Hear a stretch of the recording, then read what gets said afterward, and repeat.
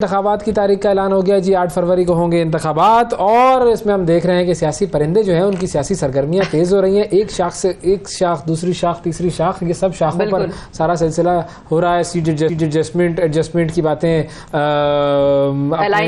Alliances की बातें, ये सारी चीज़ें जो हैं वो सामने आ रही हैं।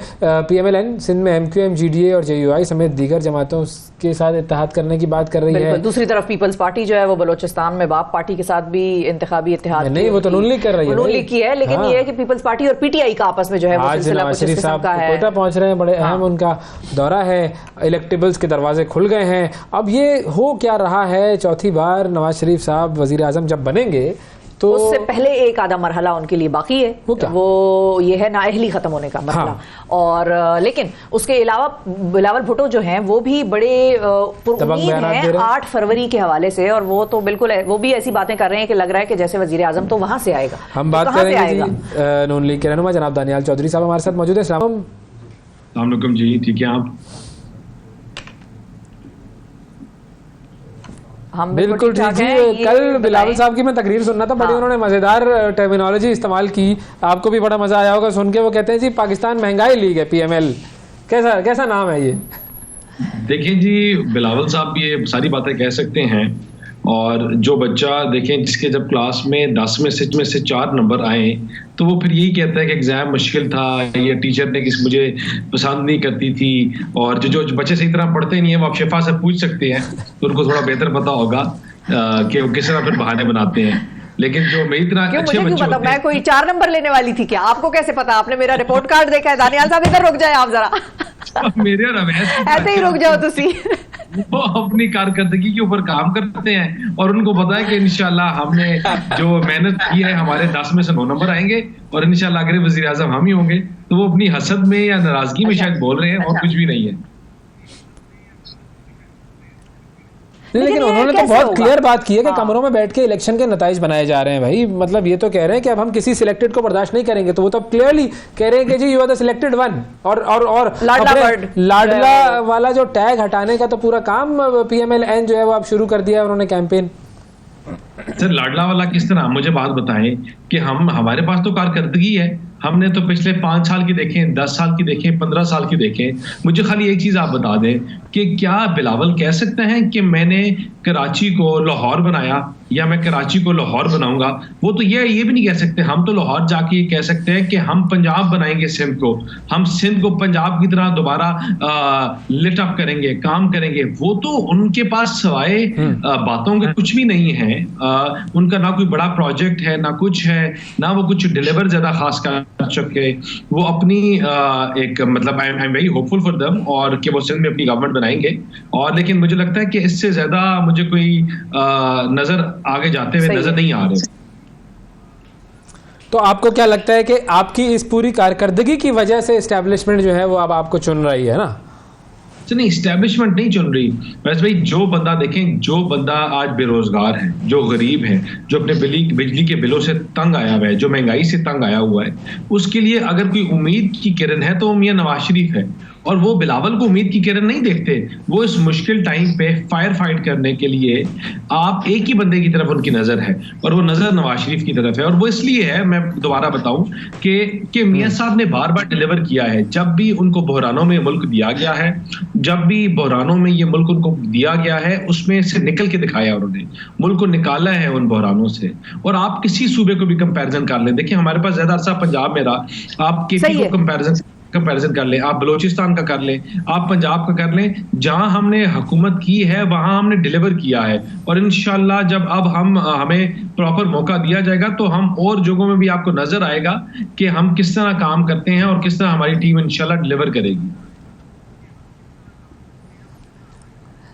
प्रॉपर मौका क्या होता है दानियाल साहब? प्रॉपर मौका यह देखिए ना, पहले हम शिफा आए थे तो 6 महीने बाद एक पार्टी बाहर पे निकल आ गई, जब 5 रुपए की रोटी थी, क्या नाम है, 60 रुपए का लीटर पेट्रोल था, 100 रुपए का डॉलर था, तो तब भी एक बंदा डी चौक पे किसी के कहने पे बैठा हुआ था और पाकिस्तान को डीरेल करने की कोशिश कर रहा था। और अभी हमें उम्मीद है कि हम पाकिस्तान को जब बुरहानों से निकालेंगे तो ऐसे लोग, ऐसे प्रेशर ग्रुप्स नहीं होंगे और हम डिलीवर कर सकेंगे।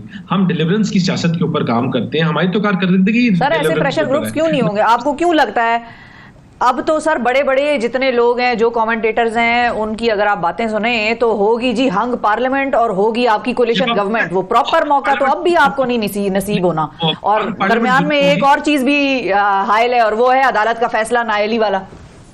सर हंग पार्लियामेंट जरूर होगी शायद, लेकिन क्या नाम है, आपको रोडों पे उस तरह 9 मई के वाकयात नहीं नजर आएंगे। आपको तोड़ फोड़ या लोग रोडों पे डी चौक पे बैठे हुए नजर नहीं आएंगे। वो इसलिए क्योंकि अभी उनको पता है मुल्क के जेब में पैसे ही नहीं है। अभी तो हमने मैशत की लड़ाई लड़नी है, पाकिस्तान की लड़ाई लड़नी है, और पाकिस्तान को इस बहरान से निकालना है। तो जब तक हमें वो बहरान से नहीं निकालते तो आराम से थोड़ी देर ये बैठ जाएं कि इन सारों ने अपना अपना रोल प्ले कर लिया है और इनकी तरफ कोई देख नहीं रहा, इनकी तरफ कोई मुंतजिर नहीं है।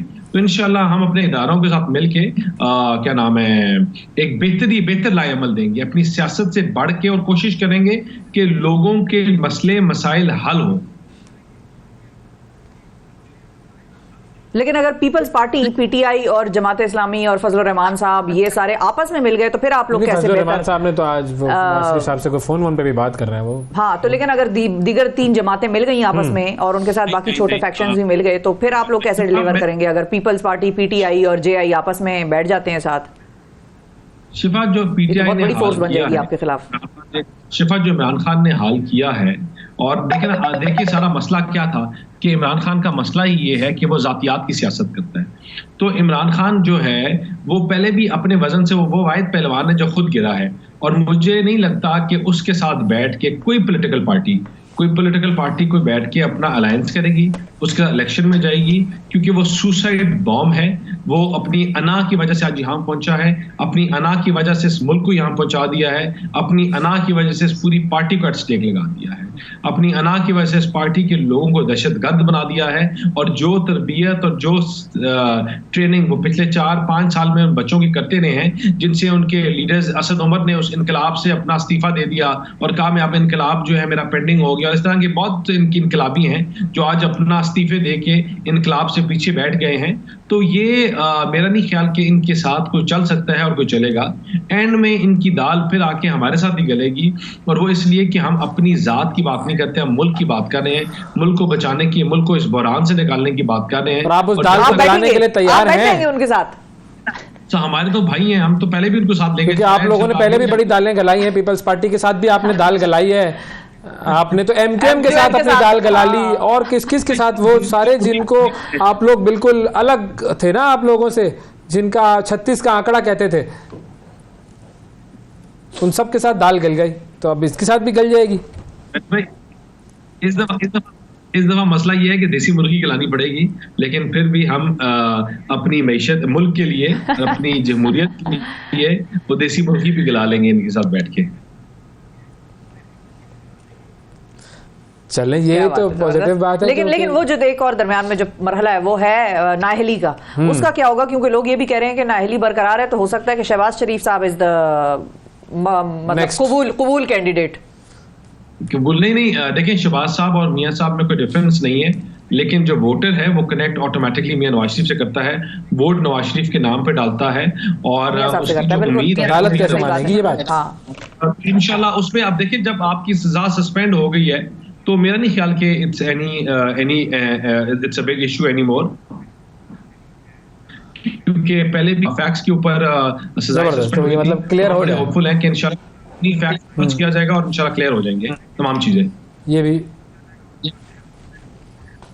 परफेक्ट जी, ज़बरदस्त। देखते हैं जी कि ये अदालतें जो है वो कब ये टैग हटाती हैं नाअहली का, और कब जो है वो नवाज शरीफ साहब दोबारा से एक मरतबा फिर इस मुल्क की कमान संभालने के लिए सामने आते हैं, और आवाम क्या करेगी इलेक्शन में। This is the big question. Thank you जी, बहुत शुक्रिया अदा करेंगे। दानियाल चौहान हमारे साथ मौजूद थे जी।